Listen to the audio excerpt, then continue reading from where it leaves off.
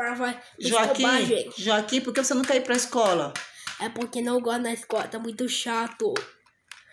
Tá chato por quê? Foi muito chato. O que é que tem na escola que você não gosta? Tá muito brava, fez cobagem. Quem fez cobagem? Fez cobagem na professora. Quem foi que fez cobagem? Fez cobagem para chorar. Você? Fez cobagem. Por que você chorou? Ele fez cobagem. Mas por que você chorou na escola? Esse que fez cobagem. Você gosta da escola? Sim.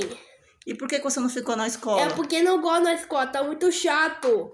Tá chato por quê? Isso não me deixa agora pra ir pra escola. O que é que tem lá na escola? O que tem na escola tá muito fino, sim. Tá difícil? Tá difícil.